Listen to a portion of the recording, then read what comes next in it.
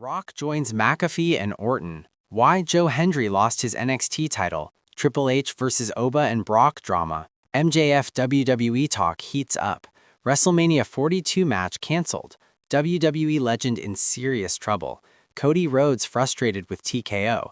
Lola Vice goes viral. Orton's mystery caller sparks backstage chaos.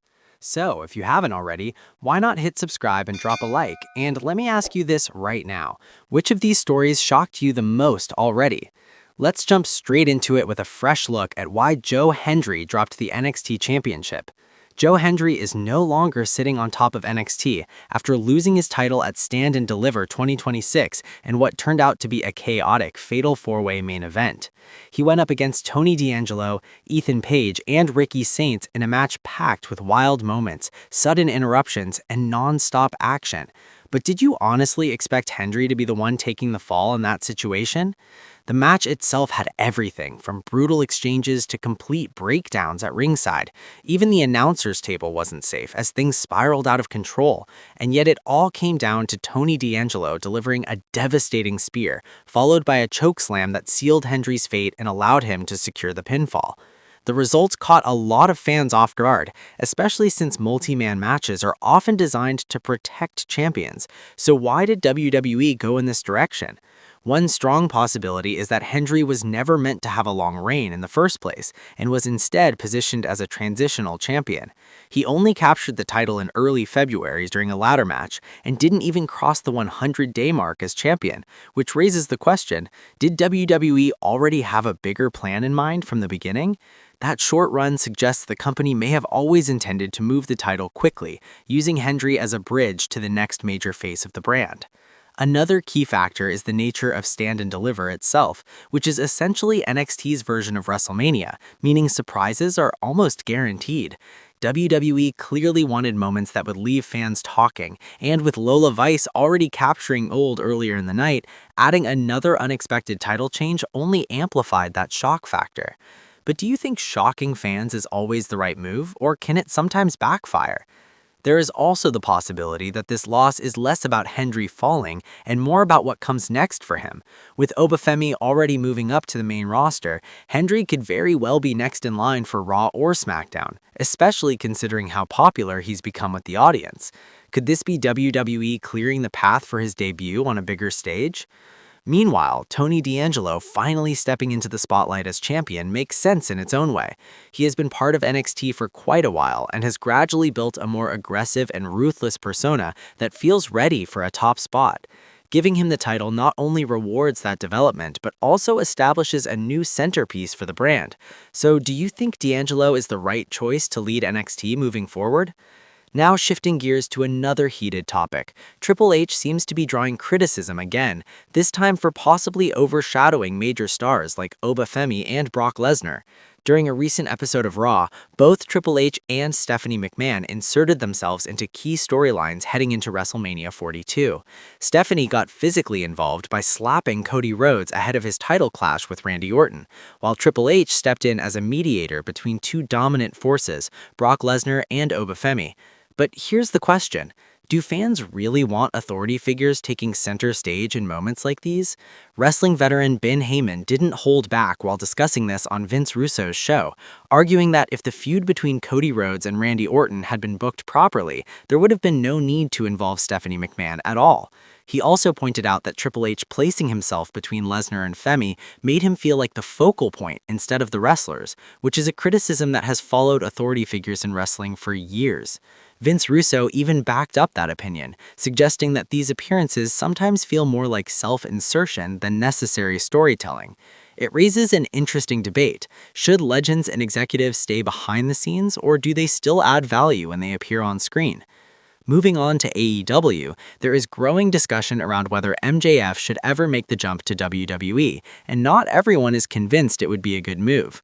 Bully Ray recently shared his thoughts, acknowledging that while MJF is already a huge star in AEW, he could potentially become even bigger in WWE.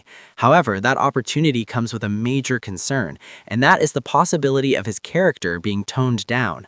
MJF's current persona thrives on edginess, unpredictability, and creative freedom, and there's a real fear that WWE's system might dilute what makes him special. Bully Ray even compared the situation to what happened with Broken Matt Hardy, a character that many fans felt lost its magic in WWE. So here's something to think about. Would you rather see MJF reach a larger audience in WWE or stay in AEW where he has full creative control? Now let's talk about a major WrestleMania shakeup, as WWE has reportedly canceled a big match that was originally planned for WrestleMania 42. Injuries once again forced the company to make last-minute changes, something that seems to happen every year on the road to the biggest show of them all. Initially, there were plans for Seth Rollins to face Braun Breaker and for Gunther to square off against Rey Mysterio, but those plans were scrapped. Instead, WWE pivoted to a new direction, setting up a match between Rollins and Gunther after a dramatic series of events involving Paul Heyman. Rollins returned from injury, attacked Heyman, and then was taken out by Gunther in a shocking moment that led to the announcement of their WrestleMania clash. Reports suggest that Rey Mysterio's injury played a major role in the decision to cancel his match with Gunther, which leaves fans wondering, how different would WrestleMania look if injuries didn't keep disrupting plans every year? In more serious news, a former WWE star is facing extremely heavy legal trouble. Billy Jack Haynes, a well-known name from both WWE and Portland Wrestling, has been deemed fit to stand trial for the alleged murder of his wife, with proceedings set to begin in April 2027. The case dates back to February 2024 when authorities responded to a reported shooting at his home and found her wife deceased. Initially, Haynes was ruled mentally unfit to stand trial, leading to a delay while he underwent evaluation. But now that he's been cleared to proceed, the case is moving forward. It's a deeply tragic situation that has shocked many who knew the couple, especially given reports that her wife had been dealing with dementia. It's a stark reminder that real-life events can be far more serious than anything seen in the ring, and it leaves a heavy question. How do fans separate the performer they once watched from the person involved in such a case?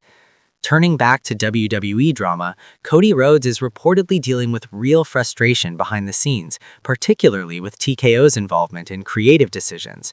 On SmackDown, Cody delivered what appeared to be an unscripted promo after a controversial segment involving Randy Orton and Pat McAfee. For weeks, Randy Orton had been teasing a mystery ally, and when it was revealed to be Pat McAfee, the reaction from fans was largely negative. Social media backlash quickly followed, and Cody addressed the situation on the show, taking subtle shots not just at McAfee, but also at the decision-making process behind the scenes. Reports indicate that Cody and others in WWE are unhappy with last-minute changes being made so close to WrestleMania, which disrupt storytelling and long-term plans. It makes you wonder, should outside influence play such a big role in wrestling storylines, especially at such a crucial time? Cody's promo also referenced a past storyline where he was fired by Randy Orton, a moment that dates back to 2013 rather than his real-life departure in 2016, and it added another layer to his ongoing rivalry with Orton. Now let's lighten things up a bit with a viral moment from NXT, as Lola Vice grabbed attention not just for winning the NXT Women's Championship, but also for what happened afterward. After her victory, she was backstage celebrating when she was joined by Sexy Red, and the two broke into a dance that quickly spread across social media due to its non-PG nature. The clip has been circulating widely, sparking mixed reactions from fans. Some loved the energy, while others questioned whether it fit WWE's usual presentation. So what do you think? Should WWE lean more into these viral moments or keep things strictly in line with its traditional style? Finally, the reveal of Pat McAfee as Randy Orton's mystery caller has caused significant backstage tension. According to reports, McAfee's involvement was kept a complete secret, with even many people backstage unaware of his role until it happened. While surprises can be exciting, this one didn't sit well with everyone, and there are claims of frustration among talent and staff who felt the decision didn't make sense. Some even believe Cody Rhodes' promo was a direct response to this situation, expressing real frustration under the guise of storyline. There is also speculation that WWE may be trying to shift blame for the decision, leaving fans divided on who is actually responsible. And then there's the bigger twist being teased. Could The Rock be the mastermind behind it all? Subtle hints have been dropped, including references to his iconic catchphrases and his real-life connection with McAfee. If The Rock does return and align with Orton and McAfee, it could completely reshape the WrestleMania landscape and even lead to Orton capturing his 15th world title. But here's the ultimate question. Do you want to see The Rock step into this storyline and take control, or should WWE focus on the current roster instead?